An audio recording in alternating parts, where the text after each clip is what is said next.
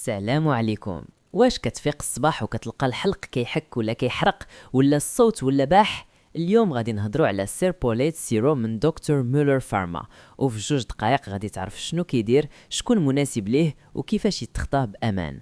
اول حاجه مهمه، هاد سيربوليت سيرو هو مكمل غذائي ماشي دواء، مصاوب باش يعاون في تهدئه تهيجات الحلق والبلعوم والاحبال الصوتيه ويدعم الجهاز التنفسي ويزيد عليها دعم المناعه.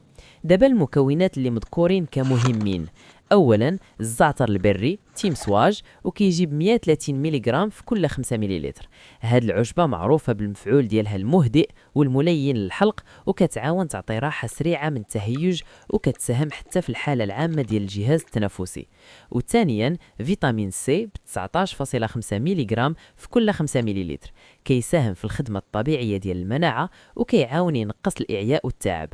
يعني باختصار، تهدئة للحلق زائد دعم للمناعة والتنفس، وتقدر تاخدو بوحدو ولا تخلطو في شي مشروب سخون ولا بارد على حسب اللي كيريحك. شكون مناسب ليه؟ مناسب للناس اللي كيعانيو من تهيج في الحلق، البلعوم والصوت، وباغيين حل بنكهة مزيانة، ومناسب حتى للعائلة. ولكن كاينين 2 قواعد واضحات: ما يصلحش للأطفال أقل من 3 سنين، وما يصلحش لأي واحد عنده حساسية معروفة لشي مكون من المكونات. كيفاش يتخدى؟ الكبار معلقة صغيرة 5 مليلتر من 3 حتى ل 5 المرات في النهار.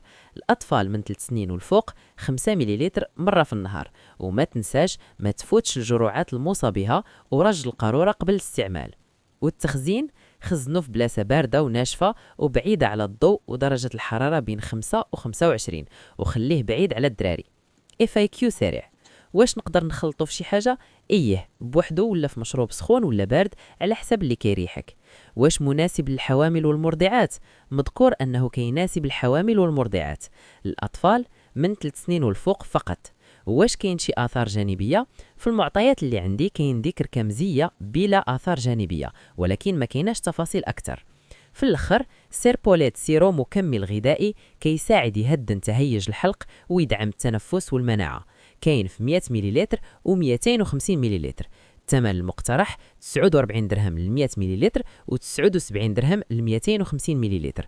متوفر في الصيدليات، ولا ما كانش في الحين طلبوا منهم يكومونديوه. وما تنساش تشارك هذا الفيديو مع شي حد من العائله ولا صحابك اللي كيحتاج بحاله.